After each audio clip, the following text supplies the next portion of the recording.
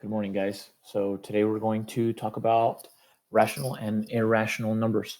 Okay, so let's look at this together. It says the set of rational numbers and irrational numbers together make up the real number system.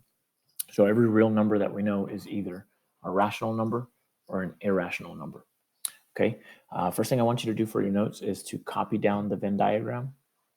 And then I'm expecting for you guys to complete part 1 and part 2, which is a table of addition and multiplication with rational and irrational numbers. All right. An extension to this that you could look at is problem number 3, which are some always, sometimes, and never statements. All right. And you do not have to worry about problem number 4. Okay. So to get started, what I'm gonna, Joseph, come here so they can see you. All right. Say good morning. Morning. All right. So, rational numbers and irrational numbers are fundamentally different.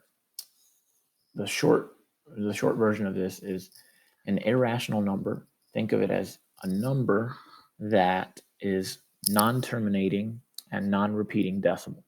All right. So there are a few numbers out there that are non-terminating and non-repeating with their decimals. So a number, for example, such as pi. Pi is an irrational number. All right. No one knows all the digits of pi.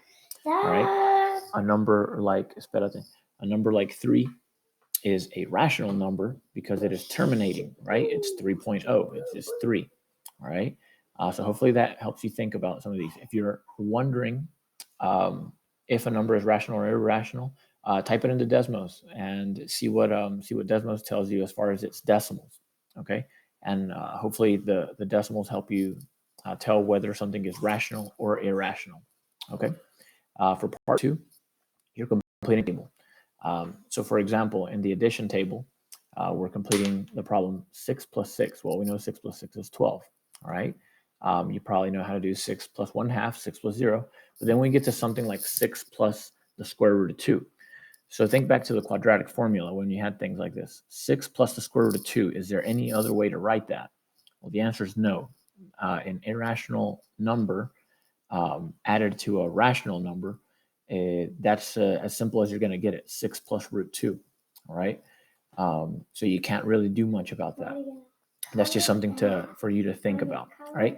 If you're ever in doubt on whether or not you can simplify one of these problems, again, try it out in Desmos and see if your answer is actually equivalent to the problem. All right. For the second table, you're just doing multiplication. So 6 times 6 is 36. 6 times 1/2 is 3. All right. Then moving on to some more difficult ones. What about 6 times the square root of 2? Is there any other way that you can write that? You can practice this. And again, you can put it into Desmos to see what works. You'll see that 6 times the square root of 2 is just 6 root 2. All right. There's no other or better way to write that. So take a look at that, fill in your table, and let me know if you have any questions. All right. We'll see how this goes. Depending on the amount of questions, we'll see if we need to add some more material. Okay. So that is rational and irrational numbers.